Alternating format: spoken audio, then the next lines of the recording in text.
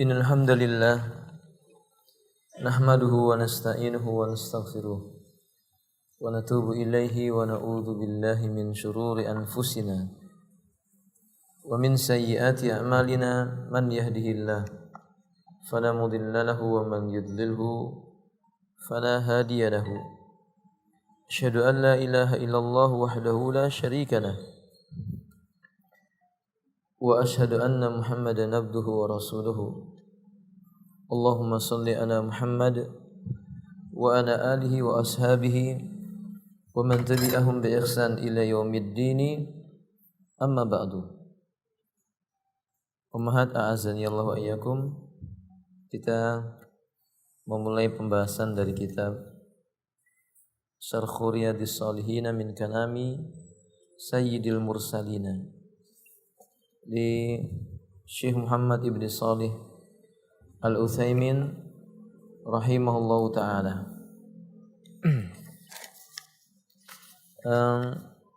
Buku ini asalnya adalah kitab Riyadhus Shalihin yang ditulis oleh Al-Imam Abu Zakaria Yahya ibn Sharaf An-Nawawi rahimahullahu ta'ala. Beliau salah seorang dari kalangan para ulama Ahlus Sunnah wal Jamaah, dan dalam masalah fikih beliau termasuk orang yang bermadzhab Syafi'iyah. Kitab Riyadhus Shalihin kitab yang masyhur bagi para tiap penuntut ilmu, dan mereka mengenal buku ini karena buku ini di dalamnya berisi tentang kumpulan hadis-hadis yang berbicara tentang bab akidah, kemudian juga di dalamnya ada bab fikih, dan terutama dalamnya bab tentang akhlak dan adab. Adapun pensyarah atau yang memberikan penjelasan kitab ini adalah Al-Allamah Muhammad ibn Shalih Al-Utsaimin rahimahullahu ta'ala. Dan kita telah mengenal beliau, ulama termasuk ulama di zaman kita, dan para ulama pun telah memuji beliau tentang keutamaan dan kedalaman ilmu beliau. Mulai buku ini dengan muqaddimah penulis, yakni Syekh Al-Utsaimin. Imam Al-Utsaimin mengatakan bahwa kalimat innal hamdalillah nahmaduhu wa nasta'inuhu dan seterusnya, beliau membuka dengan kalimat yang disebut dengan khutbatul hajah. Khutbah yang biasa dipakai oleh Nabi di dalam menyampaikan ilmu. Kita masuk bab tentang bab al-ikhlasu wa ikhdarun niyyah fi jami'il a'mali wal aqwalil barizah wal khafiyah. Bab tentang keikhlasan dan menghadirkan niat pada seluruh jenis amalan, baik amalan itu berupa perkataan yang tampak maupun yang tersembunyi. Ummat a'azanillahu wa iyyakum, an-niyah yang dimaksud dengan niat, qala al-Imam Al-Utsaimin, maka niat itu amalan hati atau al-a'mal amalun mahalluhal qalbu, amal yang letaknya tersimpan di dalam hati. La mahalla laha fil lisani fi jami'il a'mal, sehingga tidak ada niat itu yang letaknya di anggota badan selain lisan. Walihada kana man nataqa bin niyati inda iradatis salati. Maka masuk dalam bab ini, niat itu letaknya bukan dalam lisan.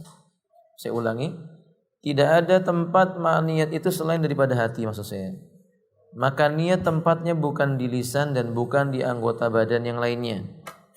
Maka sebab itu barang siapa yang dia melafadzkan niatnya dengan lisannya, misalnya untuk sholat atau untuk puasa atau untuk haji, atau untuk wudu atau amalan apapun.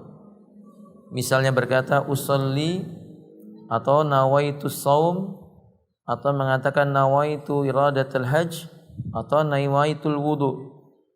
Kana mubtadi'an qailan fi dinillahi ma laysa minhu. Yang melakukan perbuatan seperti itu termasuk kategori orang yang mengada-ngada dalam urusan agama yang tidak berasal dari agama itu. Jadi niat itu amalan hati, bukan amalan lisan. Wa li anna an-nabiy sallallahu alaihi wasallam kana yatawadda. Alasannya karena dahulu itu Nabi berwudu. Wa yusalli, beliau juga salat. Wa yatasaddaq, beliau juga berzakat atau mengeluarkan sedekah. Wa yasum, beliau puasa. Wa yahuj, dan beliau berhaji. Wa lam yakun biyantiku bin niyah, tapi tidak ada satu riwayat pun yang menyebutkan Nabi itu mengamalkan amalan ini dengan melafadzkan niat dengan lisan. Falam yakul enggak pernah Nabi mengatakan Allahumma inni nawaitu an atawadda. Ya Allah, sesungguhnya aku berniat untuk berwudu. Nabi enggak pernah begitu. Atau Allahumma inni nawaitu an usalli. Ya Allah, sesungguhnya aku berniat untuk menunaikan salat. Nabi juga enggak pernah begitu. Atau berkata Allahumma inni nawaitu an atasaddaq. Aku berniat untuk bersedekah. Atau berkata Allahumma inni nawaitu an asum. Ya Allah, aku berniat untuk berpuasa. Atau berkata Allahumma inni nawaitu an ahuj. Lam yakun yaqulu hada. Semua kalimat ini tidak pernah Nabi mengucapkannya di awal ibadah. Wa dzalika li anna an-niyata mahalluhal qalbu. Karena memang tempatnya niat itu ya di dalam hati, yaitu pembicaraan atau bisikan yang diungkapkan oleh hati. Wallahu azza wa jalla ya'lamu ma fil qalbi. Cukup itu dilakukan dengan hati karena Allah Subhanahu wa taala tahu hal yang tersimpan di hati seseorang. La yukhfa alaihi syai'un, tidak ada yang tersembunyi bagi Allah sesuatu apapun juga. Sebagaimana Allah Subhanahu wa taala menyebutkan di dalam Al-Qur'an surah Ali Imran ayat 29. Qul in tukhfu ma fi sudurikum au tubduhu ya'lamhullah. Katakanlah hai Muhammad, in tukhfu ma fi sudurikum, jikalau kamu menyembunyikan apa yang terdapat di dalam dadamu, au tubduhu, atau kamu nyatakan yang tersimpan dalam dadamu, ya'lamhullah, Allah tetap mengetahuinya. Berarti umat, niat kita enggak perlu dilafadzkan, Allah sudah tahu. Bahkan melafadzkan niat dengan mengucapkan Allahumma inni nawaitu kadza wa kadza min amalin mukhtasat, amalan yang mengada-ngada. Wa yajibu 'alal insani ay yukhlisan niyata lillahi subhanahu wa ta'ala fi jami' ibadati. Yang perlu dicatat, setiap hamba hukumnya wajib niat itu dilakukan ikhlas karena Allah dalam tiap ibadahnya. Alla yanwi bi ibadati illa wajhallah wa darul akhirah. Jangan pernah dia meniatkan dalam ibadahnya itu kecuali ingin berjumpa dengan wajahnya Allah dan berharap untuk bisa dapat kebaikan di negeri akhirat. Hada huwa alladhi amara Allah bi fi qouli. Inilah yang Allah perintahkan dalam firman-Nya, wa ma umiru illa liya'budullaha mukhlishina lahuddin. Tidaklah mereka itu diperintahkan melainkan agar mereka beribadah menyembah Allah dalam keadaan ikhlas. Agama ini miliknya Allah. Mukhlisin artinya adalah mukhlishina lahul amal, yaitu mengikhlaskan amal itu buat Allah. Di dalam ayat yang lainnya Allah katakan wa yuqimunas shalah, dan mereka diperintahkan menegakkan salat, wa yu'tuz zakah, dan mengeluarkan zakat, wa dzalika dinul qayyimah, itulah agama yang lurus, yang bagi ayyastahdirannya, yaitu hendaknya menghadirkan niat ketika salat, ketika berzakat, dan ketika melaksanakan sebuah amal-amal. Misalnya niat untuk wudu, ya hendaknya dia menyebutkan bahwa wudu itu karena Allah, tapi dilakukan di dalam hati, bukan dengan mengucapkan nawaitul wudu'a, tidak. Wallahu ta'ala alam bisawab. Kemudian umat a'azanillah wa iyyakum, Fayanwi masalat al-wudu'a wa annahu tawaddu'a lillah wa annahu tawaddu'a imtisalan li amrillah fa hadhihi salasatu asya. Orang yang berniat itu dia harus menghadirkan padanya 3 buah perkara. 1, niatul ibadah. Ibadah yang dia lakukan itu niatnya dalam rangka melaksanakan tujuan dia diciptakan, yaitu beribadah. Kedua, wa niyatu annahu qama biha imtisalan li amrillah. Ia berniat melakukan itu karena Allah memerintahkan, bukan karena perintah manusia. Ketiga, wa niyatu an takuna lillah. Yang dia lakukan itu semata-mata mengharapkan ganjaran di sisi Allah. Jadi kalau kita berniat untuk wudu itu ibu-ibu, kita lakukan wudu itu karena wudu ibadah. Kedua, kita berharap itu dapat pahala di sisi Allah. Ketiga, dan dia melaksanakan karena Allah memerintahkan, bukan yang lainnya. Jika ada seseorang itu sholat karena sebab perintah atasannya, atau orang itu melaksanakan zakat karena perintah dari atasannya, atau dia silaturahim karena sebab perintah dari atasannya, itu pahala ibadah yang dia kerjakan tadi itu tidak ada di sisi Allah. Atau mungkin dia karena dia lakukan itu karena perintah Allah, dan dia lakukan itu karena dia sadar tugasnya dia beribadah, tapi dia berharap di dalamnya itu ada ganjaran selain dari Allah. Misalnya sholat, dia tahu perintah Allah maka dia sholat. Dia tahu itu ibadah yang itu jenis ibadah yang paling mulia salah satunya, maka dia pun lakukan itu. Tapi ada satu hal, ia sholatnya itu selain karena Allah, juga dia kepingin ada orang menyanjung dia. Ini bukan amalan yang ikhlas. Kalau tiga-tiganya nggak terkumpul sekaligus, itu niatnya dianggap niat yang tidak sah.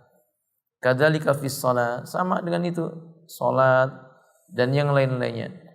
Khusus untuk ibadah seperti salat zuhur ya diniatkan untuk zuhur. Asar diniatkan untuk asar dan seterusnya. Tidak boleh orang meniatkan salat asar di waktu salat zuhur ataupun kebalikannya. Wallahu a'lam bishawab. Kemudian ummahat a'azzalillah wa iyyakum.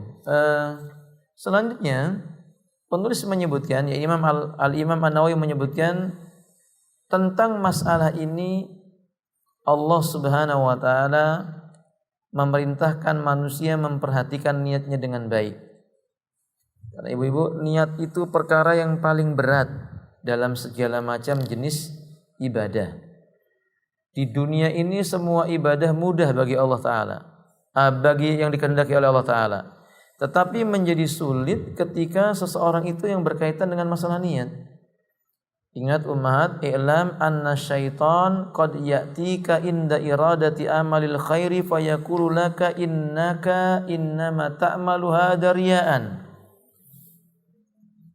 Yang paling berat dalam amal itu gangguan amal ingin dilihat orang atau didengar oleh orang, namanya riya ataupun sum'ah. Tapi harus diingat baik-baik, syaitan itu senantiasa berusaha mendatangi tiap-tiap hamba Allah yang beribadah, lalu membisikkan ke dalam hatinya, jangan lakukan amal ini. Amalan ini kalau kamu lakukan nanti kamu riya. Maka setan berkata, fayahbitu himmatuka, niscaya amal yang kamu lakukan, usaha yang kamu lakukan menjadi sia-sia.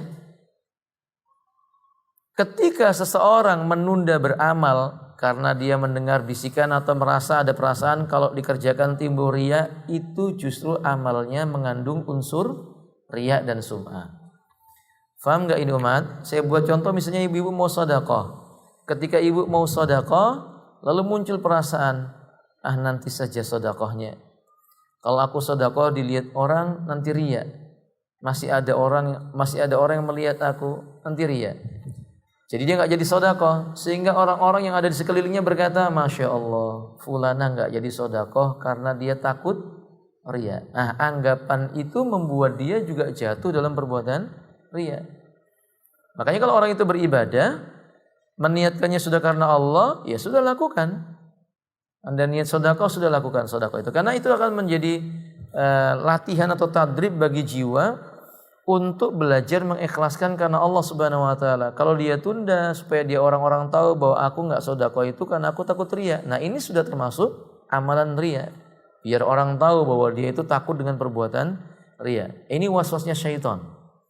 Bagaimana cara menangkalnya? Begitu mau sedekah, segerakan sedekah. Begitu mau salat, segerakan salat. Begitu mau memakai jilbab syar'i, maka segerakan pakai jilbab yang syar'i. Jangan ditunda-tunda, jangan berkata saya perbaiki hati saya dulu. Ini termasuk waswasnya syaitan. Karena orang akan memandang dia, si fulan ini tidak mengenakan jilbab karena dia mau perbaiki hatinya dulu. Ini termasuk riya dan sum'ah. Na'udzubillah min dzalik. Imam An-Nawawi berkata, ada hadis yang mendukung tentang hal ini. Al-hadisul awal. Hadis yang pertama, an Amiril Mu'minina Abi Hafsin Umar bin Al-Khattabi Ibni Nufail ibni Abdil Uzza Ibni Riyahin ibni Abdillah ibni Qurtin ibni Razakhin ibni Adi ibni Ka'bin ibni Lu'ay ibni Ghalibin Al-Qurasi Al-Adawi radhiyallahu ta'ala anhu qala sami'tu Rasulullah sallallahu alaihi wasallam yaqul innamal a'malu binniyat wa innamal likulli imri'in ma nawa faman kanat hijratuhu ila Allah wa rasulih fa hijratuhu ila Allah wa rasulih wa man kanat hijratuhu lidunya yusibuha aw imra'atin yankihuha fa hijratuhu ila ma hajara ilaih muttafaqun ala sihhatihi rawahu imam al-muhaddisina Abu Abdullah ibni Muhammad ibni Abu Abdullah Muhammad ibni Ismail ibni Ibrahim ibni al-Mughirah ibni al-Bardizbah al-Ju'fi al-Bukhari wa Abul Husaini Muslim ibn al-Hajjaj ibni Muslim al-Qusairi an-Naisaburi radhiyallahu ta'ala anhuma fi sahihaihima alladaini huma asahul kutubi al-musannafah. Kata Imam An-Nawawi, hadis yang pertama, hadis ini dari jalan sahabat Amirul Mukminin, yaitu Abu Hafsin, nama beliau Umar bin Khattab bin Nufail bin Abdil Uzza bin Riyah ibni Abdillah ibni Qurtin bin Razah bin Adi bin Ka'ab bin Lu'ay bin Ghalib Al-Qurasi Al-Adawi. Hafal ibu-ibu? Ummahat hafal? Kalau saya tanya kepada ibu-ibu, kakeknya Umar siapa namanya? Perhatikan, saya bacakan ulang ibu-ibu. Nama beliau adalah Umar bin Khattab bin Nufail bin Abdil Uzza bin Riyah bin Abdillah bin Qurtin bin Razah bin Adi bin Ka'ab bin Lu'ay bin Ghalib Al-Qurasi Al-Adawi. Siapa nama kakeknya ibu? Nufail. Nama buyutnya Abdul Uzza. Nama bapak dari buyutnya siapa? Riyah. Namanya Riyah. Kakek dari buyutnya Abdullah. Faedah. Perhatikan ibu-ibu, orang-orang musyrikin zaman dahulu pun ternyata ada yang diberi nama Abdullah. Berarti dahulu mereka juga mengenal siapa itu Allah. Maksudnya mereka tahu Allah itu ada. Mereka tidak mengingkari. Tapi sekedar nama, misal namanya Abdullah, akan tetapi agamanya tidak sesuai dengan apa yang Allah inginkan, orang itu tidak disebut sebagai mukmin.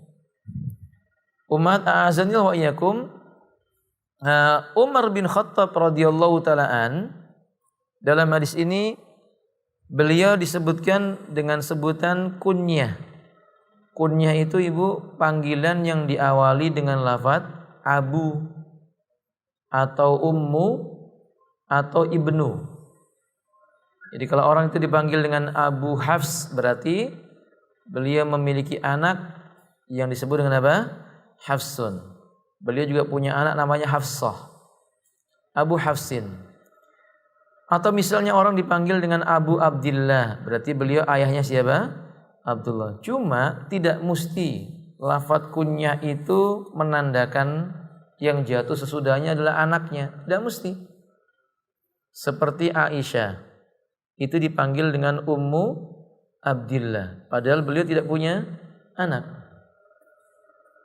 Seperti misalnya Abu Bakrah, itu bukan karena nama anak beliau Bakrah, bukan. Bakrah itu maknanya alat untuk menarik timba. Kerean itu Bu ya, kata orang Jawa itu ya. Katrol ya itu. Itu disebut dengan Bakrah. Maka beliau dipanggil Abu Bakrah karena beliau yang membuat itu pertama kali di sana. Nah, berarti kunyah ini lafaz yang disukai. Makanya Nabi sallallahu alaihi wasallam mengatakan dalam hadis yang sahih, berilah nama anakmu dengan namaku, tapi jangan berkunyah dengan kunyahku. Ibu-ibu, kunyahnya Rasulullah siapa, Bu? Ibu-ibu, kunyahnya Rasulullah siapa? Abu Qasim atau Abul Qasim atau Abul Qasam atau Abu Qasam? Sebentar, ini ibu ada berapa orang? Baik, insyaallah cukup banyak. Ayo umat, ayo siapa Kunyahnya siapa? Abu Qasim atau Abul Qasim? Atau Abul Qasam? Nomor 1, nomor 2 atau nomor 3? Nomor 2, Al-Qasim. Disebut dengan Abul Qasim. Makanya dianjurkan diberi nama anak-anak itu dengan panggilan Abu. Dulu Nabi punya sahabat yang masih kecil sekali, dipanggil dengan panggilan Abu Umair. Anaknya masih kecil, tapi sudah dipanggil dengan panggilan Abu Umair. Menandakan panggilan Abu itu bentuk penghormatan, bentuk pemuliaan. Sama dengan Ummu. Kalau ibu-ibu ada yang namanya Zaidah, jangan dipanggil Ummu Zaidah. Karena kalau Ummu Zaidah itu artinya ibunya siapa? Zaidah.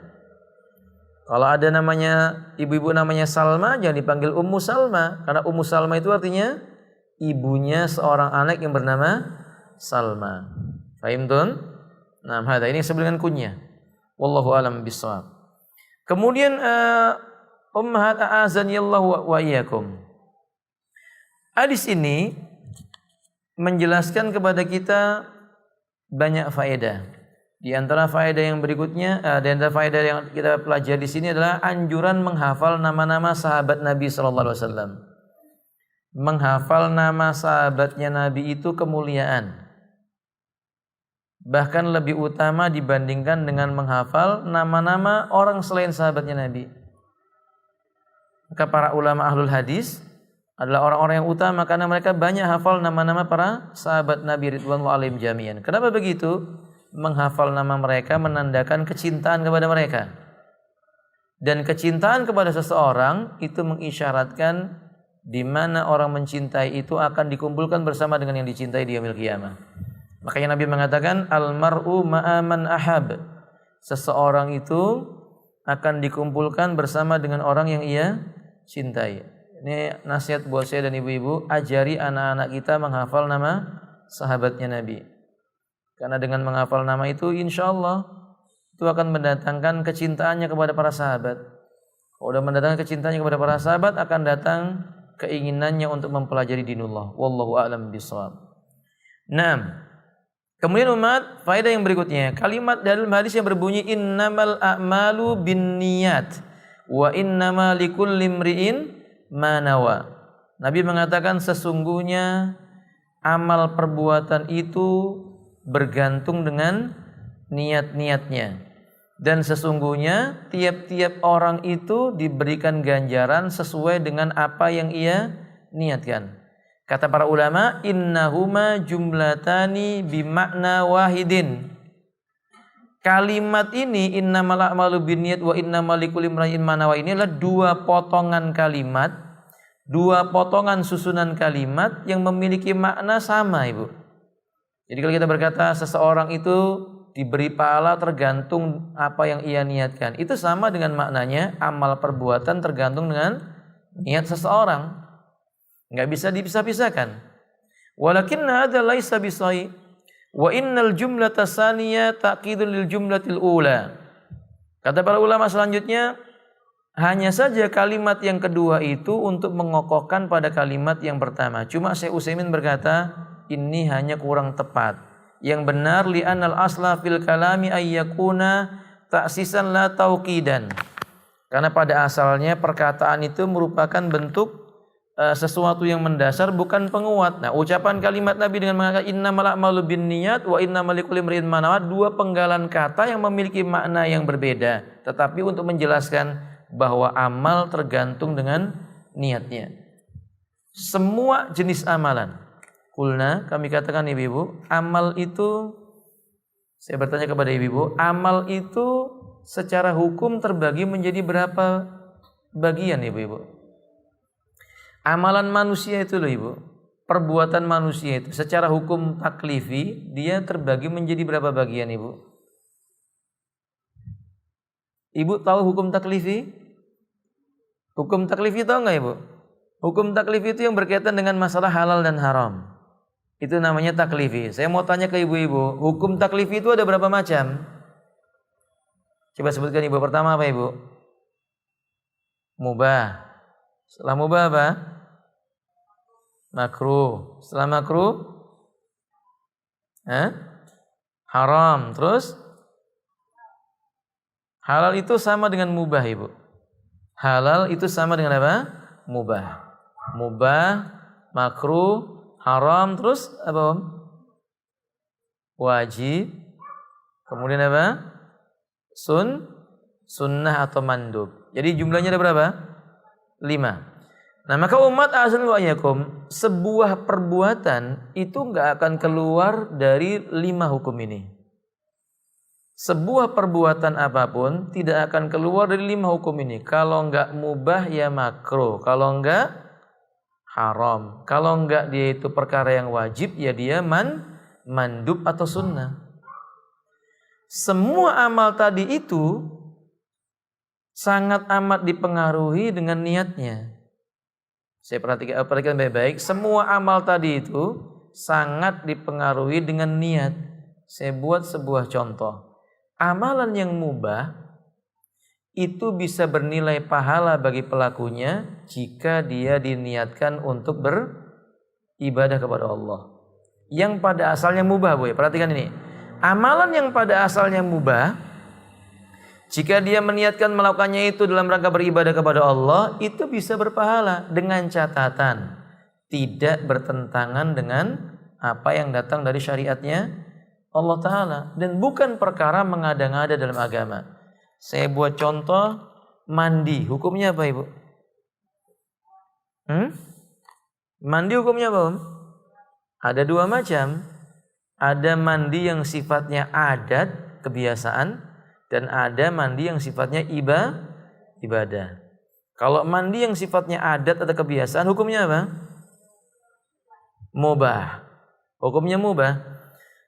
Ketika seseorang mandi yang mubah tadi niatnya, kalau ibu-ibu menyenangkan hati suaminya, tidak tercium bau kecuali yang wangi darinya, maka dia meniatkan itu mendapatkan pahala. Karena nilainya ibadah. Dari mana sisi ibadahnya? Nabi mengatakan ketika ditanya, ya Rasulullah, ayyul mar'atil khair, wanita yang paling baik itu yang seperti apa? Nabi katakan tasurruka idza nadhartaha ilaiha. Wanita yang bila kamu memandangnya, istri yang ketika kamu memandang istrimu itu, ia mendatangkan kesenangan dalam dirimu. Yani berpenampilan rapi, berbau wangi. Dia niatkan itu karena Allah, dapat pahala. Makanya tadi yang adat bernilai sunnah, bernilai pahala di sisi Allah Azza wa Jalla. Jadi kalau cuma sekedar kenapa mandi ya rutinitas Ustaz, mandi pagi, mandi sore, mandi siang atau ditambah lagi mungkin mandi malam. Ala kuliah kalau itu diniatkan sekedar mandi saja ya enggak dapat pahala. Makanya Nabi berkata innamal a'malu bin niat. Sesungguhnya amalan itu bergantung dengan niatnya. Contoh yang kedua ibu-ibu. Berolahraga itu hukumnya apa ibu? Hukum asalnya orang olahraga itu apa om? Umhat masih bersama saya toh? Ayo apa om asalnya olahraga itu om? Mubah. Hukum asalnya mubah. Tapi bila dia meniatkannya supaya menjaga kesehatan dan bisa bangun malam, qiyamul lail, supaya bisa lebih sehat dan lebih banyak beribadah karena Allah Azza wa Jalla. Maka niat dia berolahraga tadi itu diberi oleh Allah pahala. Sehingga berapa banyak perbuatan-perbuatan yang mubah dengan niat yang benar menjadi pahala yang sangat besar. Makanya ibu lihat, berbeda antara orang berilmu tidak berilmu dengan orang yang tidak berilmu. Orang berilmu itu perkara-perkara mubah baginya bisa menambah kebaikan yang banyak. Sedangkan orang yang tidak berilmu tidak akan bisa menambah kebaikan bagi dia, padahal perkara itu harusnya menambah kebaikan yang banyak. Orang yang nggak pernah belajar ilmu agama, ya tidurnya sekedar tidur. Kenapa tidur? Capek kata dia. Biar apa ya? Biar segar lagi. Coba kalau orang muslim, kenapa tidur? Karena Allah mengatakan waja'alna al-laila libasa waja'alna naumakum subata. Kami jadikan tidurmu itu sebagai waktu beristirahat. Ya aku tidur karena Allah memerintahkan aku beristirahat. Dapat pahala dia. Orang-orang yang tidak belajar ilmu agama, ketika dia makan ditanya kenapa makan? Ya karena saya lapar. Saya ini manusia butuh makan. Ya berarti dia cuma sekedar dapat kenyangnya. Tapi kalau orang berilmu, kenapa kamu makan? Karena Allah mengatakan kulu wasrabu wala tusrifu. Silahkan engkau makan dan silahkan engkau minum, tapi jangan berlebih-lebihan. Jadi aku ini makan karena Allah nyuruh aku makan. Maka nilai makannya tadi menjadi apa? Berpahala. Sama dengan ibu-ibu juga berpakaian. Kenapa berpakaian? Ya karena Allah perintahkan agar kami berpakaian menutup aurat. Jadi bukan kenapa berpakaian? Ya biar tampil modis, biar tampil beda dengan yang lainnya. Hada niyah. Ini penting niat. Tapi ingat catatan yang kedua, enggak cukup sebuah amal ibadah. Perhatikan, tidak cukup suatu bentuk amalan yang dinamakan ibadah yang telah disyariatkan sekedar niat sebagai dasar hukumnya. Enggak cukup. Kalau ada sebuah amalan itu telah disebutkan dalam syariatnya Allah Ta'ala, enggak cukup sekedar niat. Contoh sholat, disyariatkan enggak ibu? Disyariatkan. Mana dalilnya? Firman Allah Ta'ala, ya ayyuhalladzina amanu aqimus shalah. Atau Allah menyebutkan tentang ciri orang yang beriman, alladzina yuqimunas shalah, yaitu orang yang menegakkan sholat. Maka sholat disyariatkan. Kalau ada orang menunaikan sholat semata-mata karena niat, tetapi pensyariatannya enggak mencontoh dari Nabi, niatnya enggak bermanfaat. Niatnya itu tidak bermanfaat. Seperti orang berniat sholat maghrib 5 rakaat. Baik atau buruk? Sholat maghrib 5 rakaat. Baik atau buruk? Saya mau tunjukkan kepada ibu-ibu kalau ini baik. Dari mana menunjukkannya? Mana lebih banyak pahalanya? Jumlah rakaat yang sedikit atau yang banyak? Yang banyak. 3 rakaat sama 5 rakaat banyakan mana? Berarti baik atau buruk salat maghrib 5 rakaat? Saya tunjukkan yang berikutnya ibu-ibu. Banyak mana pahalanya baca 1 kali Al-Fatihah dengan 2 kali Al-Fatihah? Kenapa? Karena 1 hurufnya bernilai 10 kebaikan. Surat Al-Fatihah dibaca tiap rakaat. Kalau rakaatnya 3 sama 5 banyakan mana? 5. Kalau gitu baikan yang mana? Baikan yang mana Muhammad? Yang 5? Naam ahsantuna. Maka umat asli wa'yakum, kebaikan dan tidak kebaikan sesuatu yang tersimpan dalam sebuah niat itu tidak bisa menjadi takaran baik dan buruk kecuali niat ini mencocoki yang terdapat pada syariat. Beda dengan yang tadi. Yang tadi itu adalah amalan yang sifatnya mubah. Amalan yang sifatnya perkara-perkara dunia, kemudian dia meniatkan itu karena Allah. Ini berbeda dengan amalan yang memang sifatnya syariat, di mana syariat itu adalah haknya Allah dan Rasulnya. Kemudian orang berniat semata-mata yang penting karena Allah. Itu nggak bisa. Makanya nggak boleh orang niat sholat maghrib 5 rakaat karena Allah Ta'ala. Dia nggak apa-apa capek, dia redok sama Allah. Bacaannya dipanjangkan, dia redok sama Allah. Tapi karena rakaat yang diatur oleh syariat cuma berapa? 3. Berarti niat baik untuk melakukan sholat maghrib 5 rakaat itu nilainya keburukan, bukan nilainya kebaikan. Ini supaya dipahami, sebagian orang pada zaman sekarang sering berdalil dengan alasan niat. Bukankah orang mandi kalau niatnya ibadah dia jadi ibadah? Iya. Mana coba contohnya mandi seperti ini dari Nabi? Enggak ada. Loh, ini kaitannya pada asalnya adalah perkara yang adat. Beda kalau sholat. Sholat itu pada asalnya syariat. Datang dari siapa? Allah dan Rasulnya. Mesti contohnya dari Allah dan Rasulnya. Dengan demikian umat, setiap perkara-perkara yang disebut dengan syariat ibadah atau ibadah yang disyariatkan butuh 2 syarat. Apa syaratnya, Om? Apa syaratnya, Om? Yang pertama niat ikhlas, yang kedua ittiba'u au muwafaqatus syara', mencocoki syariatnya Allah dan Rasulnya. Mencocoki syariatnya Allah dan Rasulnya. Kalau tidak, maka ibadah itu menjadi tertolak. Saya mau tanya kemudian yang ketiga. Lah kalau gitu ciri-cirinya ibadah itu apa, Om? Ciri-ciri ibadah yang berbentuk syariat itu apa tuh, Om? Ciri-cirinya apa, Om? Nah, sesuatu itu dikatakan sebagai ibadah itu loh, Om. Ciri-cirinya apa? Naam, salah satunya dilakukan dengan tata cara yang tertentu. Yang kedua, di waktu yang juga ditentukan. Yang ketiga, adanya keyakinan ganjaran yang tertentu juga. Seperti sholat 5 waktu berjamaah. Ganjarannya berapa derajat? 25 dalam sebuah hadis 27 derajat. Dibandingkan dengan sholat sendirian. Berarti ini namanya ditentukan pahalanya. Nah kalau begitu umat azani wa'alaikum, setiap yang mencocoki 3 poin ini dinamakan dengan ibadah atau syariat. Faham? Faham ya, Om ya? Sampai di sini paham ya, Om?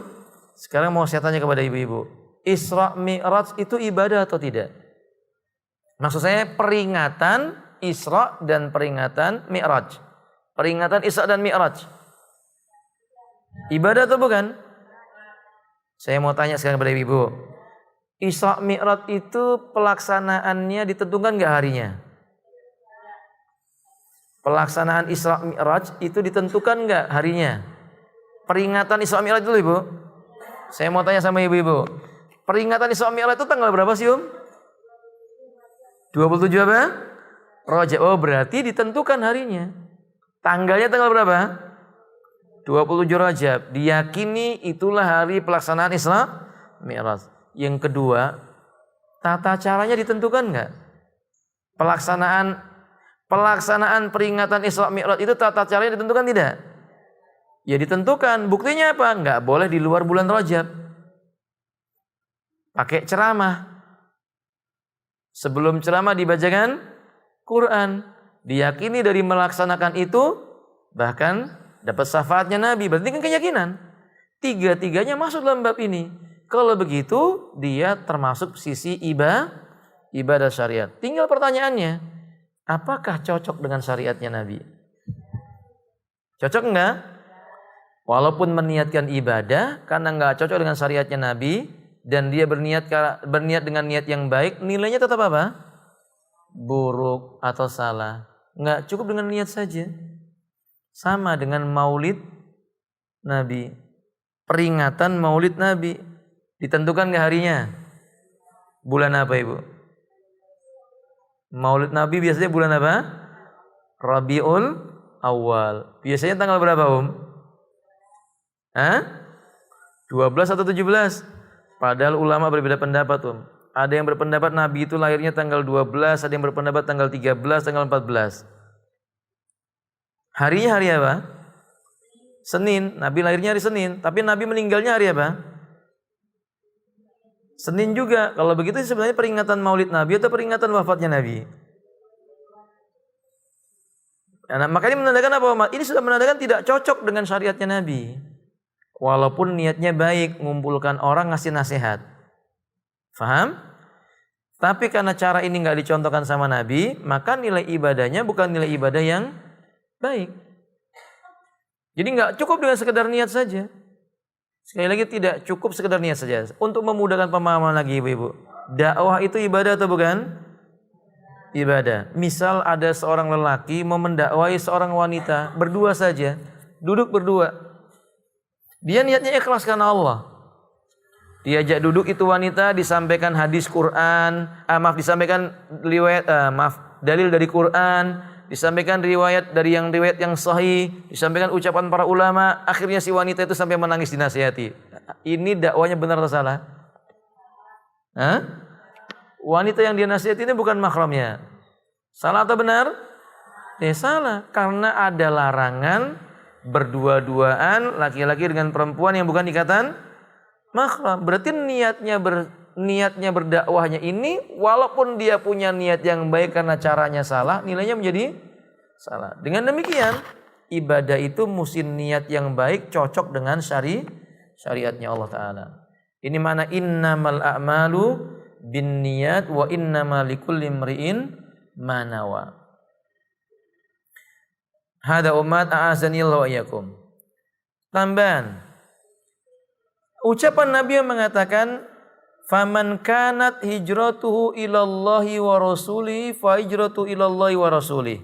Maka barang siapa yang hijrahnya itu karena Allah dan Rasulnya, maka hijrahnya itu akan dia dapatkan pahala dari Allah dan mengikuti sunnahnya Rasulullah. Wa man kanat hijratuhu lidunya, dan barang siapa yang hijrahnya itu karena ingin mencari dunia, yusibuha yang ia ingin memperolehnya, awim ro'atin atau seorang wanita yankihuha yang dia ingin menikahinya, fa hijratu ila ma hajara ilaih, maka hijrahnya itu akan sampai kepada sesuai dengan apa yang dia niatkan untuk berhijrah itu. Jadi bukan dari Allah Ta'ala. Perhatikan umat, hijrah. Apa arti hijrah itu, Bu? Yantakilul insan min daril kufri ila daril Islam. Pada asalnya hijrah itu secara syariat artinya berpindahnya seseorang muslim atau seorang hamba dari negeri yang penuh dengan kerusakan dan kekafiran menuju negeri yang penuh dengan keselamatan, yaitu negeri Islam. Mislu ayyakuna rajulun fi Amerika.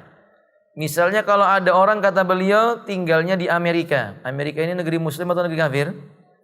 Negeri kafir. Wa Amerika darul kufrin.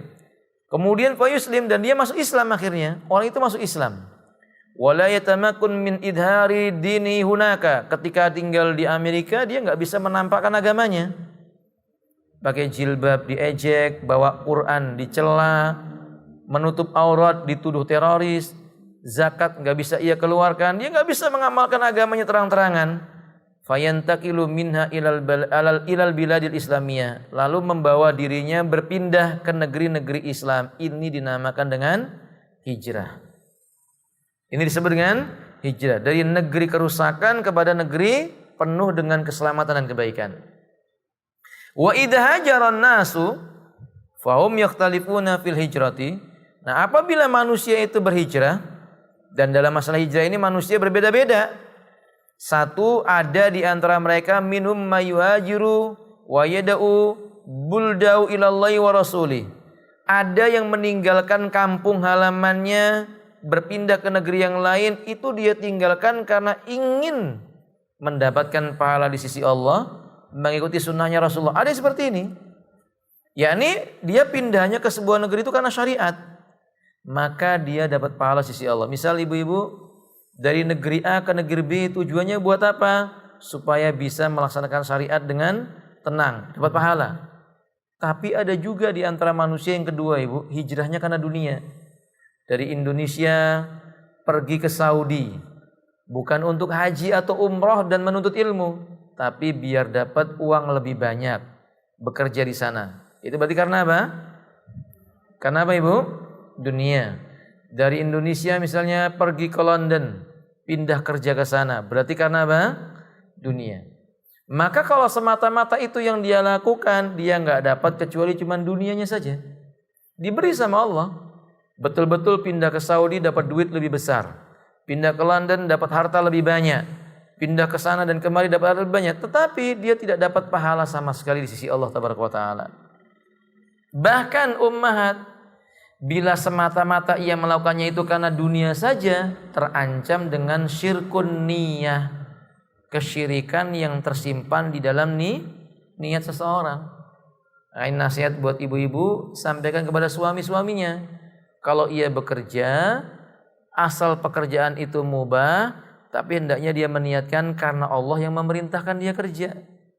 Allah katakan wa ja'alna an-nahara ma'asya. Allah katakan wabtaghu min fadlillah. yakni carilah karunia-Nya Allah Subhanahu wa taala. Jadi kalau seandainya memang dia itu bekerjanya karena sebab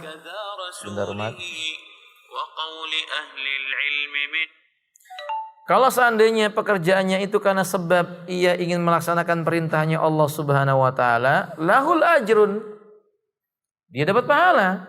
Tapi kalau pekerjaannya karena sebab biar dapat gaji yang lebih besar, sama sekali tidak punya kemuliaan di sisi Allah Azza wa Jalla. Enggak ada nilainya. Karena sebagaimana dunia tidak punya nilai di sisi Allah Azza wa Jalla. Dunia enggak punya nilai, Ibu. Dunia itu dibandingkan sholat 2 rakaat sebelum subuh aja enggak mampu mengalahkan 2 rakaat ini. Dalilnya Nabi katakan, raka'atani qoblal fajri khairum minad dunya wa ma fiha.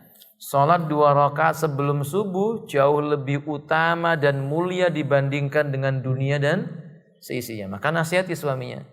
Bi bekerja ini karena Allah memerintahkan Anda bekerja. Kumpulkan hartanya biar bisa buat sedekah kepada orang tua. Biar bisa mengantarkan keluarganya ke Baitullah. Biar tidak terlantar anak istrinya supaya ibadahnya sempurna di malam hari ketika dia qiyamul lail. Begitu. Jadi bukan mengumpulkan harta untuk beli rumah yang mewah, mobil yang banyak, tanah yang luas, karena semua itu nanti bakal ditanyakan oleh Allah Subhanahu wa taala.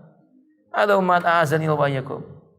Nah, kemudian umat azanil wa yakum, makna hijrah yang lainnya, kalau tadi hijrah berpindah dari satu tempat ke tempat yang lain, termasuk makna hijrah adalah berpindahnya seseorang itu dari kemaksiatan menuju kepada ketaatan. Itu disebut hijrah. Ibu, hijrah itu termasuk hijrah adalah berpindahnya seseorang dari maksiat menuju ketaatan. Dari lalai menuju mengingat Allah. Maksudnya dari ghaflah ila dzikrillah. Dari sikap suka melalaikan Allah Ta'ala berubah menjadi orang yang suka berzikir mengingat Allah Ta'ala. Min jahlin ila ilmin. Dari kebodohan menuju kepada cahaya ilmu. Min dulumatil jahl ila nuril ilmi. Dari gelapnya kebodohan menuju kepada cahaya ilmu. Itu disebut dengan hijrah. Tadinya nggak bisa baca Quran, dia berusaha untuk bisa baca Quran. Itu namanya hijrah. Tadinya dia tidak menutup aurat dengan sempurna, dia berusaha menutup auratnya dengan tuntunan syariatnya Allah Ta'ala. Itu disebut dengan hijrah. Adapun yang dimaksud oleh Nabi dalam hadis tadi itu, asbabul wurud hadis itu berkaitan dengan seorang laki-laki yang ingin ikut berhijrah ke kota Madinah.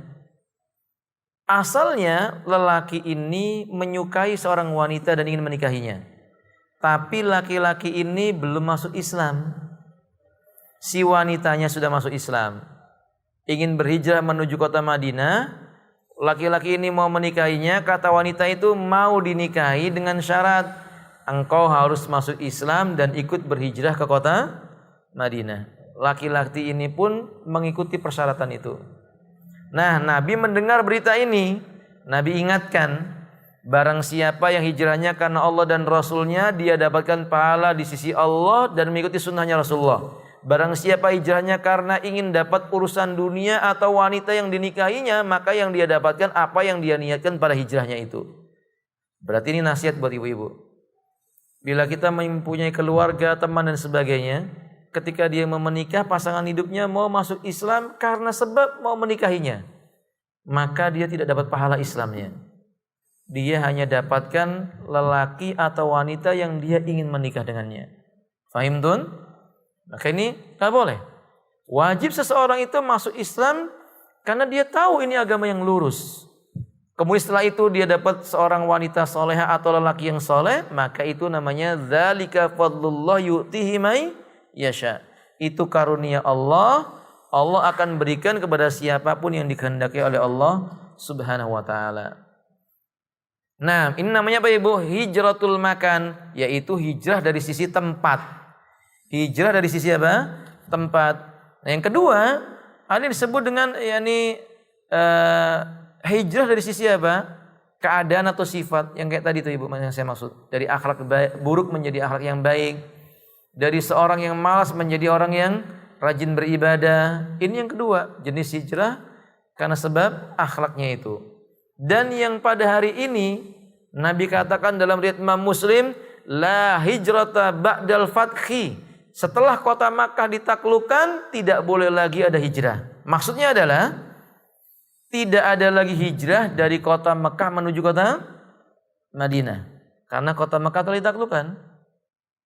Dan dua-duanya sampai sekarang kita lihat sudah menjadi negeri Islam. Bahkan dua negeri paling mulia di muka bumi ini, yaitu Makkah dan Madinah.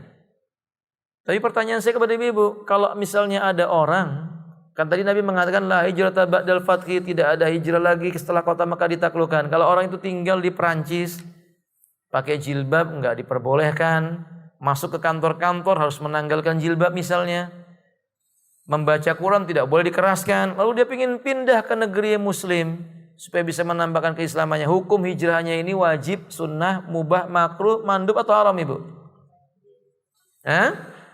Wajib. Hukum hijrahnya wajib, berarti masih tetap boleh hijrah.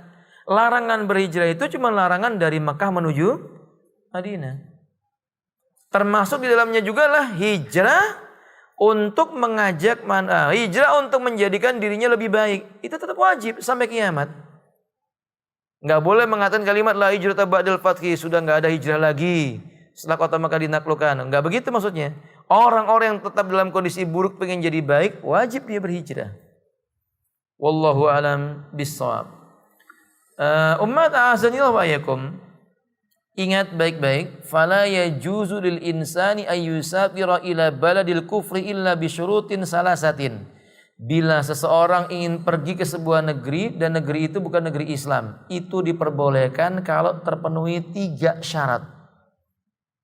Ibu, pada asalnya kita diperintahkan dari negeri kafir menuju negeri apa? Kaum muslimin. Nah sekarang kalau ada orang muslim dari negeri muslim, dia mau ke negeri kafir. Boleh tidak? Boleh kalau syaratnya terpenuhi, jumlahnya 3. Syarat pertama umat, ayyakuna indau ilmun.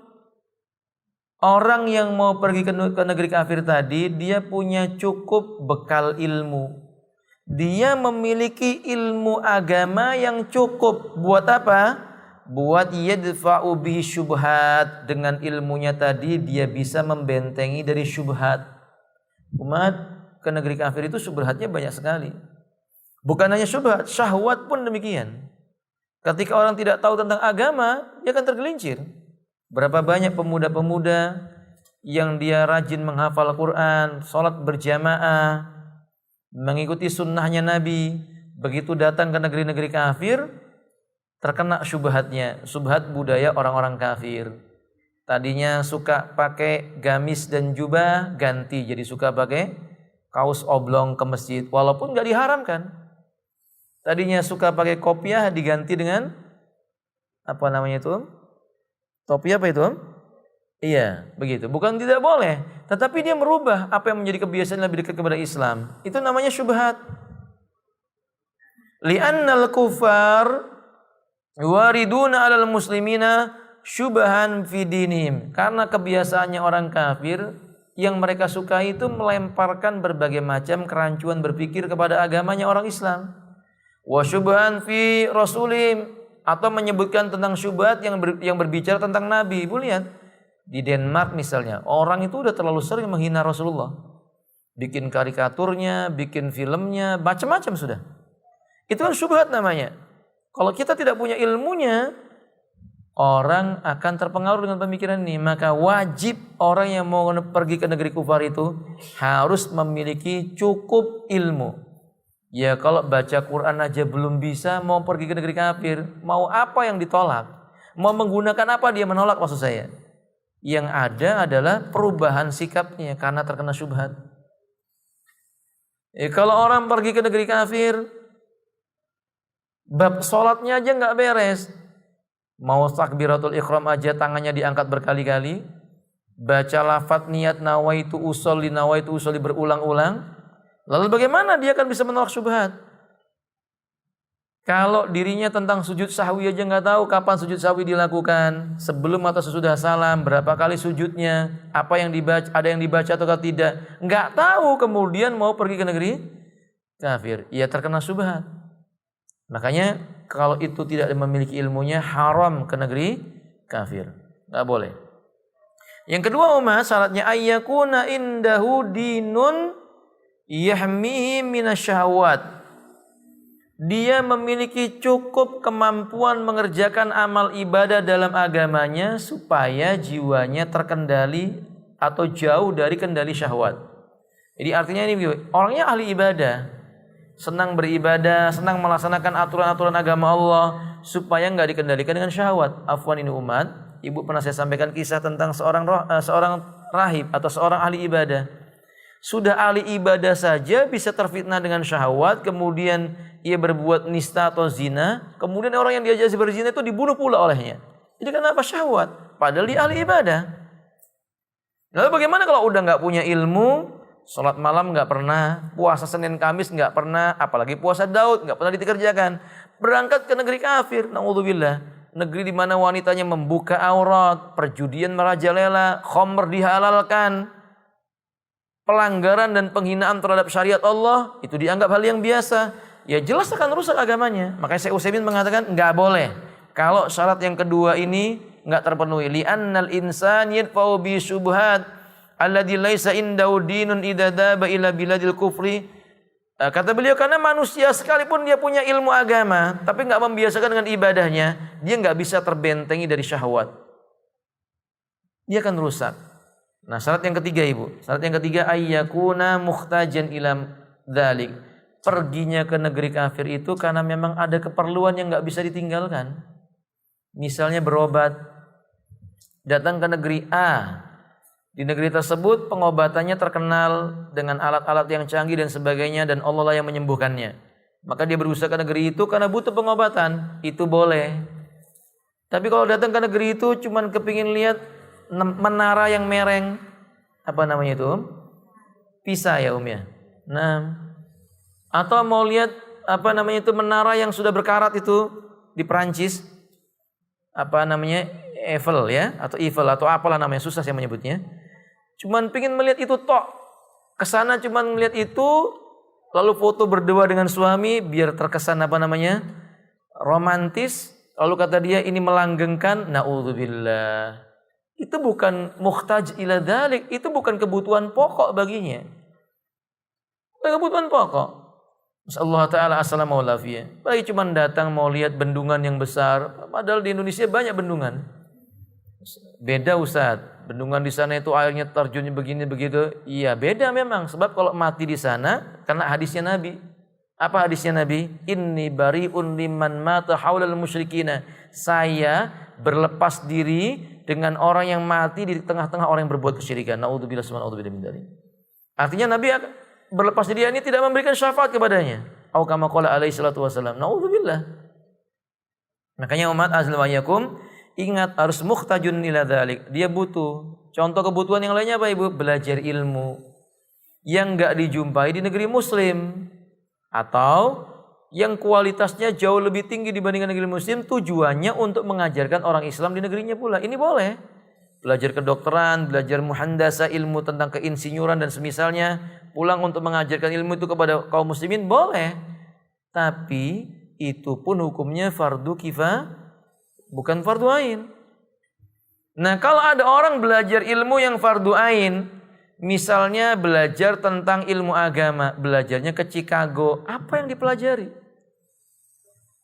Belajar ilmu agama kok ke Chicago atau ke apa namanya Ibu, universitas terkenal itulah yang di London itu atau apa namanya. Belajar agama kok ke sana? Agama apa yang mau dipelajari? Wong nabinya berasal dari Madinah, berasal dari Mekah dan Madinah, nabinya berasal dari Jazirah Arab, ilmu tersebar berasal dari sana, kok belajarnya ke negeri yang justru merusak Islam? Ya, yang dia dapatkan akhirnya ketika pulang merusak Islam. S2, S3-nya membuat pusing manusia karena melemparkan syubhat kerjanya, menghina Islam, mengejek Islam. Berarti itu bukan muhtajun ila dzalik, bukan sesuatu yang dibutuhkan olehnya umat a'azanillahu wa iyyakum. Ada surut liman arada ayyadhab aw yakhruja ila biladil kufri. Dan ini persyaratan yang tidak boleh dilanggar bagi mereka yang kepingin bepergian ke negeri kafir. Wallahu alam bisawab. Tambahan, bila yang melakukan perjalanannya adalah wanita, mesti ditambah yang satu. Apa itu? Mahramiha. Dia berangkat tidak boleh sendirian, mesti ditemani oleh mahramnya. Makanya kita aneh kalau ada orang wanita mengadakan perjalanan lalu memberi namanya perjalanan travelingnya seorang wanita muslimah ke negeri kafir lagi, naudzubillah, sudah tanpa mahram ke negeri kafir, ya hukumnya haram. Ya nggak boleh dalam Islam, haram hukumnya. Ada wallahu alam bisawab. Terakhir umat, kenapa Islam mensyariatkan demikian? Karena ini berkaitan dengan masalah din. Yang Allah berkata, wala tamutunna illa wa antum muslimun. Dan janganlah kamu meninggalkan kehidupan dunia ini atau mati kecuali engkau dalam keadaan tunduk dan patuh kepada Allah Ta'ala. Dan hidayah ini mahal. Berapa banyak orang-orang yang berubah agamanya setelah dia pergi ke negeri kafir. Jangankan kita ibu-ibu, jangankan kita. Dulu ada orang Quraisy yang masuk Islam di zaman Nabi. Ikut berhijrah pertama kali kemana, Bu? Hijrah pertama kali di mana? Hijrah pertama kali di mana? Ke Habasyah. Ke Habasyah ini agamanya apa ketika itu? Nasrani. Rajanya saja yang masuk Islam. Tatkala mereka berhijrah ke sana, lalu para sahabat kembali ke kota Mekah karena mengira Mekah telah aman, ada satu orang di antara mereka murtad. Kembali kepada agama kekafiran atau dia memilih agama Nasara. Padahal ini orang yang hidup di zaman Nabi, Ibu. Bertemu dengan sahabatnya Nabi. Na'udzubillah, itu bahayanya tinggal di negeri apa? Kekufuran. Ya, kalau kita bukan orang yang hidup di zaman yang kemuliaan, kurang pula ilmunya, datang ke negeri sana, kita khawatir minimal akan muncul kebanggaan, kekaguman terhadap segala macam bentuk kekafiran, lalu membandingkan dengan Islam. Sambil berkata, Masya Allah, di sana tempatnya rapi, bagus, orang-orangnya ramah. Padahal orang-orang Islam jauh lebih utama dibandingkan mereka. Sekalipun orang Islam itu mungkin badannya kumuh, rambutnya lecek atau pakaiannya yang lecek, ya tetap mereka lebih mulia dibandingkan mereka. Faham? Karena itu yang disebut dengan syubhat. Hati-hati umat tentang masalah ini. Wallahu alam bisawab. Iya, ibu-ibu sampai di sini hadis yang pertama. Soal dilanjutkan pada pertemuan yang berikutnya. Ada pertanyaan sebelum kita tutup? Fadhali. Waalaikumsalam warahmatullahi wabarakatuh.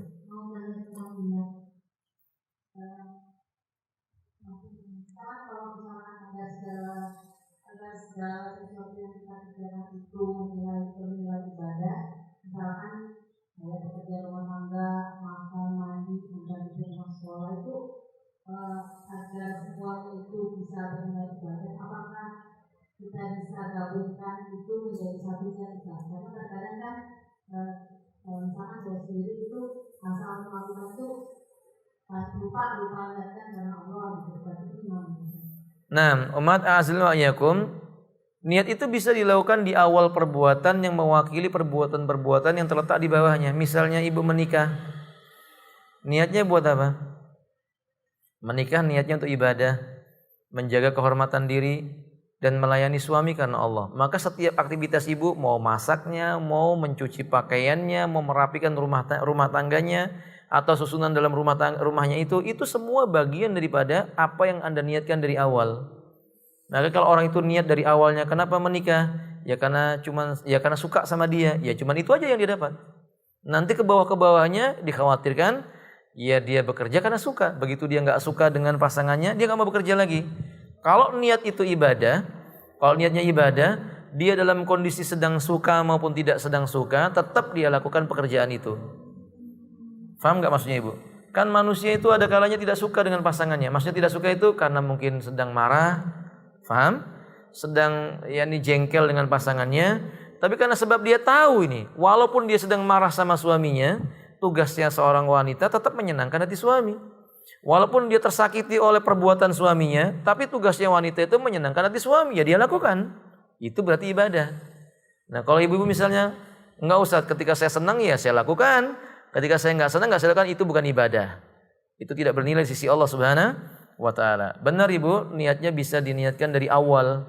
Saya lakukan ini karena Allah Subhanahu wa taala. Atau di tiap pagi Ibu berkata, "Ya Allah, berikanlah pahala pada tiap usaha yang kulakukan pada hari ini semata-mata karena Engkau." Itu tidak larangan, tapi itu diucapkan di dalam apa?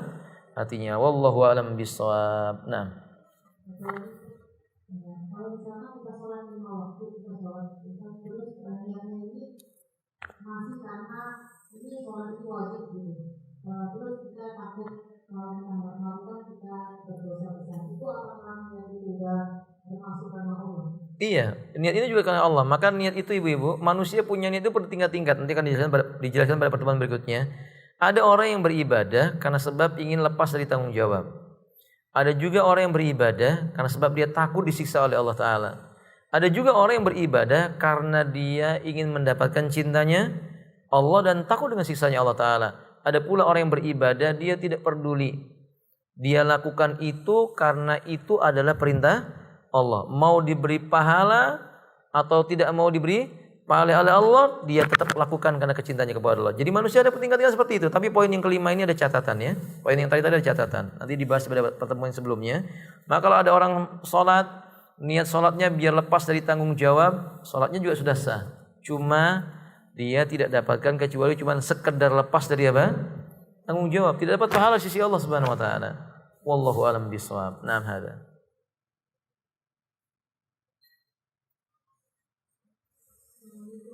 Waalaikumsalam warahmatullahi wabarakatuh.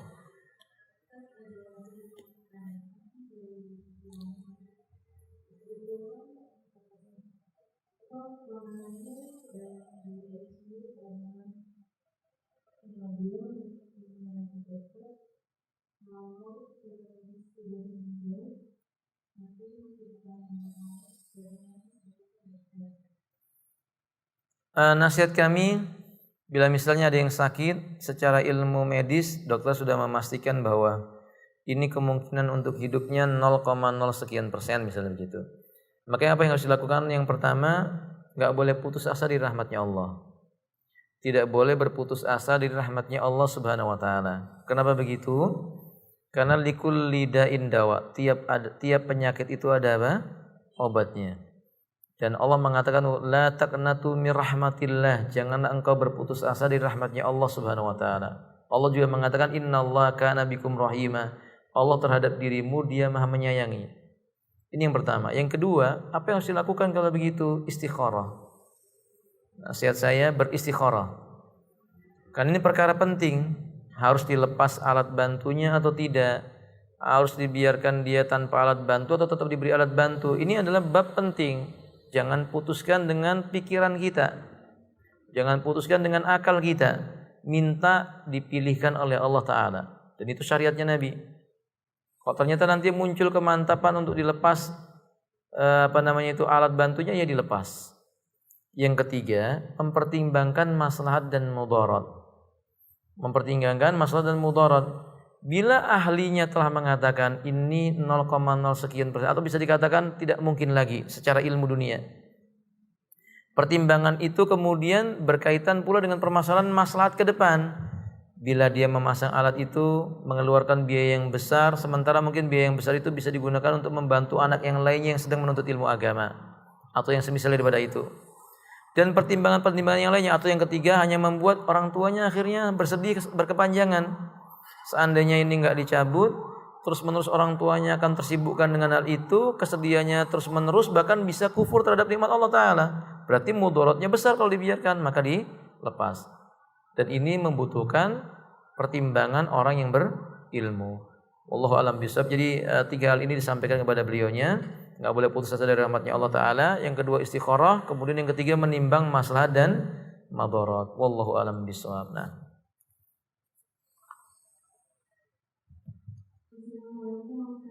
Waalaikumsalam.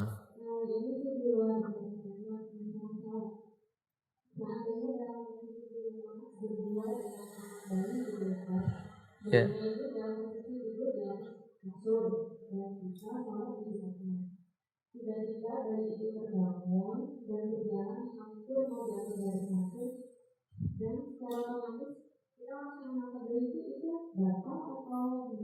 Tidak.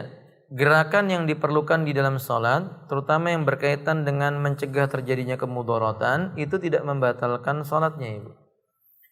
Maka sebab itu Nabi Shallallahu Alaihi Wasallam memerintahkan kita, kalau ada orang mau lewat di hadapan kita, kita disuruh menghalangi, refleks tangan kita menghalanginya, tidak membatalkan sholat kita. Karena ini bab yang daruri. Nabi mengatakan fa inna ma'u syaitan, karena bersama dengan orang itu ada syaitan. Kedua, Nabi SAW juga pernah ketika beliau sholat, lalu Aisyah mengetuk pintu, dibukakan oleh Nabi dan Nabi melanjutkan sholatnya. Ketiga, banyak para ulama menyebutkan bab tentang melakukan gerakan di dalam sholat untuk mencegah terjadi apa? Kemudharatan. Seperti kalau misalnya ibu sholat di pinggir sungai, lalu dengar ada orang tercebur berteriak minta tolong, boleh menolong orang itu dengan memberi tali, menariknya, lalu melanjutkan sholatnya selama tidak berbicara. Paham? Kalau ibu misalnya menangkap bayi itu lalu kemudian sambil berkata alhamdulillah nggak jadi jatuh kamu, nah ini berarti batal apa? Sholatnya. Tapi kalau dia diam saja kemudian dia menggendongnya, itu tidak sama sekali membatalkan sholatnya, tetap dilanjutkan sholatnya. Wallahu a'lam bishawab. Saya tambahkan, Ibu, bahkan kalau misalnya ibu sholat, ketika ibu sholat salah satu anaknya naik ke atas lemari, khawatir anak itu terjatuh, ibu kemudian menaiki kursi, mengambilnya dan menurunkannya, melanjutkan sholatnya, itu tetap sah sholatnya. Fahim tuh? Wallahu a'lam bishawab. Barakallah.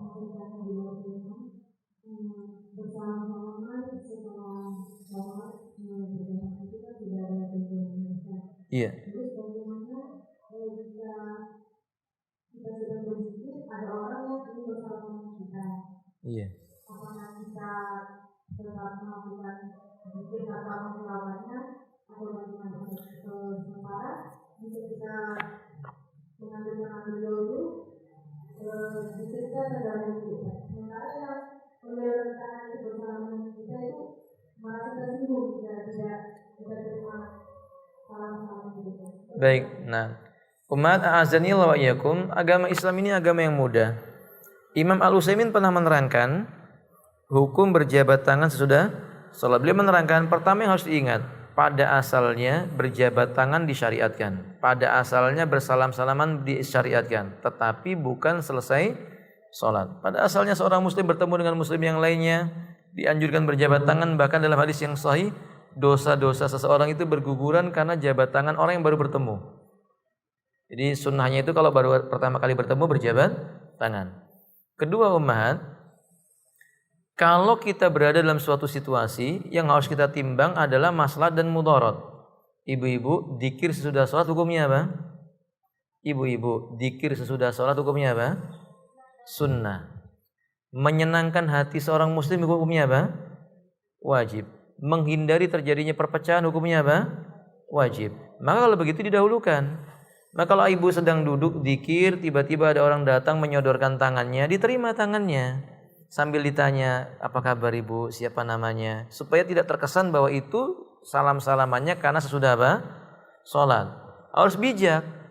Jadi kalau ibu habis sholat, salam kanan kiri, di samping tangannya kanannya ibu ada orang menjulurkan tangannya langsung. Kan kadang begitu ya bu ya. Habis sholat ada orang langsung menjulurkan tangannya, diterima tangannya, ditanyain siapa namanya, apa kabarnya, supaya orang itu tahu bahwa salamannya bukan karena sebab selesai sholat, karena dia baru bertemu dengan muslim tadi. Ini namanya memilih kemudharatan yang lebih kecil atau saddud dzari'ah, mencegah terjadinya kerusakan. Itu yang harus dilakukan. Kalau ibu tidak terima tangannya, ibu tetap zikir saja, fitnahnya besar. Sementara menunda melaksanakan perkara yang sunnah untuk mendapatkan kemaslahatan yang besar itu lebih afdol hukumnya, lebih utama. Faham nggak ibu? Ibu misalnya nggak menerima tangannya untuk berjabat tangan, kemudharatannya lebih besar. Dakwah ke depan tidak akan sampai kepada dia.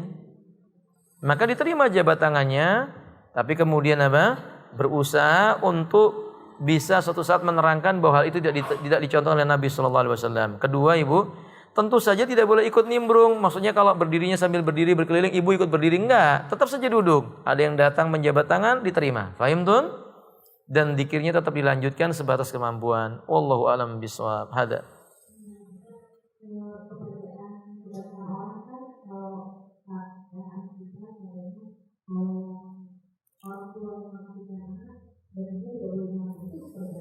Ini keyakinan yang tidak ada dasarnya.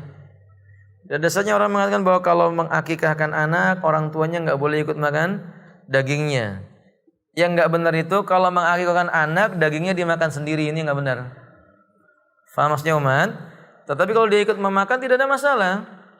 Karena tidak ada satu dalil pun yang menyebutkan tentang keharamannya. Hadis yang mengatakan kullu gulamin ra'inatun bi aqiqati, setiap anak tergadai karena akikah yang disembelihkan oleh orang tuanya. Tidak ada sama sekali membuktikan bahwa orang tuanya enggak boleh makan dagingnya. Bahkan hukum akikah itu ibu pada asalnya sama dengan hukum berkurban. Saya mau tanya ke ibu-ibu, orang berkurban itu boleh enggak makan daging kurbannya? Malah sunnah, disukai. Nabi itu kalau berkurban tidak akan makan kecuali daging yang dia sembelih hewannya. Nah kalau ibu-ibu misalnya nyembelih kambing akikah, ada tamu datang, lalu ibu mempersilakan, mari silakan makan. Lalu tamunya berkata, ente kalau nggak ikut makan saya nggak akan makan. Maka ibu akan berkata, saya yang mengakikahkan tidak boleh makan dagingnya. Ya kasihan sekali yang mengakikahkan. Maka kami katakan dalam masalah ini pendapat yang benar yang diucapkan oleh para ulama seperti Imam Ahmad mengatakan fala ba'sa ayyakula minha aw yatasaddaqa aw yahdi biha. Enggak apa-apa dia menghadiahkan sebagiannya, enggak apa-apa dia memberikan kepada orang miskin sebagiannya, dan enggak apa-apa dia memakan sebagiannya. Jadi boleh dia memakannya ibu. Wallahu a'lam bishawab. Naam.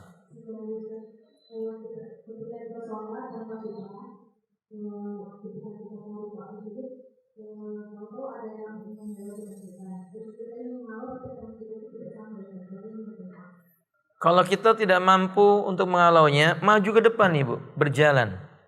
Jadi kalau ibu mau ruku, kemudian ada yang mau lewat, ibu jalan ke depan menuju sutra, supaya orang itu berjalan di belakang ibu.